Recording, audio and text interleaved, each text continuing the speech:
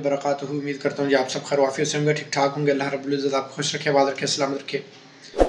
ये जो आज इंसिडेंट हुआ है इचरा बाज़ार में, मैं इसकी आगाज़ कुछ यूँ करूँगा कि एक शख्स यहाँ से सऊदी अरेबिया जाता है और जाने के बाद वो देखता है कि एक जगह पे कुछ अरबी में तहरीर लिखी हुई है, तो वो उसको चूमना शुरू कर देता है कि इसी असना में दूसरा बंदा आता है जो वहाँ तकरीबन 20-25 साल से रह रहा होता है, सऊदी अरेबिया या अरबी को जानता है। वो आके उसे कहता है कि भाई क्या कर रहे हो?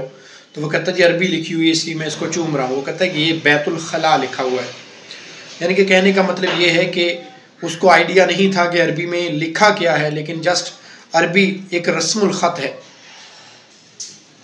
अरबी एक रस्मुल ख़त है, ना कि हर अरबी में लिखी हुई चीज़ कुरान होती है, ना ही हर अरबी में लिखी हुई चीज़ हदीस होती है। अरबी एक ज़ुबान है, जिस तरह इंग्लिश एक ज़ुबान है, जिस तरह उर्दू एक ज़ुबान है।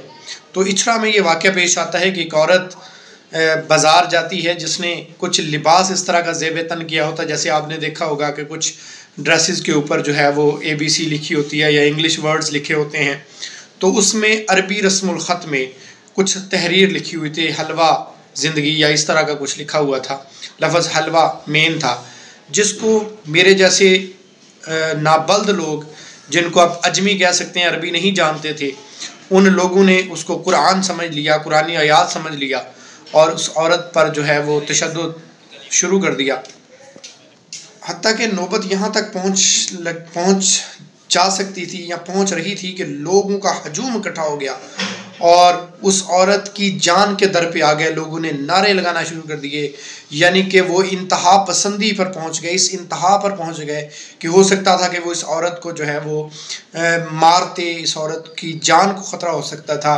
कि इसी असना पे पुलिस ने अपना रोल अदा किया और उस हजूम में से उस औरत को निकालने में कामयाब हुए और लेके थाने पहुंचे और वहां जाके उनकी स्टेटमेंट ली और वाक़या क्लियर किया। क्या उसके ऊपर कोई अरबी आयात नहीं लिखी गई थी, उसके ऊपर कोई कलमा तैयबा नहीं लिखा गया था, उस ड्रेस के ऊपर जो है वो कुछ कुरान की आयात नहीं लिखी गई थी। हाँ, अरबी रस्मुल ख़त में ज़रूर लिखा गया था।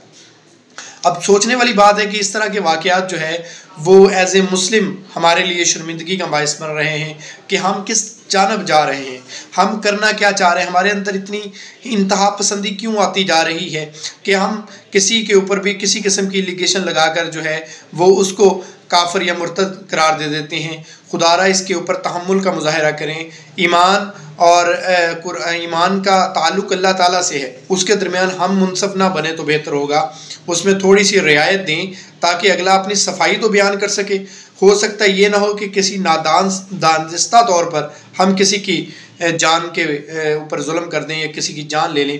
अल्लाह रब्बुल इज़्ज़त हमें समझने की तौफ़ीक अता फ़रमाए, हमें अच्छी बातों पर अमल करने की तौफ़ीक अता फ़रमाए और हमें इतना शऊर रखने की तौफ़ीक अता फ़रमाए कि हम सही और गलत में फ़र्क कर सकें। सिर्फ देखी, दूर से एक चीज़ देख ली, बैतुल खला लिखा हुआ है तो वो अरबी में लिखा हुआ तो ये बहुत मुक़द्दस हो गया है, ऐसा नहीं है। मुक़द्दस वो चीज़ है जो अल्लाह ताला ने फरमाया, या कुरान करीम में है या हदीस से नबवी में है, वो चीज़ मुक़द्दस है। लेकिन उसका ये मतलब नहीं है कि कोई भी चीज़ जो है वो रस्मुल ख़त में लिखी गई है तो वो किसी ने क्यों लिखी है और उसकी बेअदबी क्यों है, चाहे वो सिगरेट का टोटा ही क्यों ना हो, नीचे पड़ा हुआ है, उसको उठा के हम चूमना तो शुरू नहीं कर देंगे।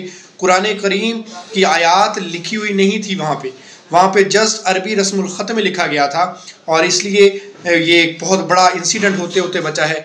ये अल्लाह ताला का शुक्र है कि बहुत बड़ा हादसा नहीं हो गया, वरना किसी के ऊपर जो है वो जुल्म हो जाता, किसी के साथ ज़्यादती हो जाती और फिर रोज़े क़यामत जो है वो अल्लाह ताला को क्या हिसाब देते या अल्लाह के महबूब को क्या जवाब देते कि हमने ला इल्मी में, कम अकली में एक इतना बड़ा जुर्म कर दिया है कि एक औरत की एक जानदार की, एक मुसलमान की जान ले ली। जज़ाकल्लाह।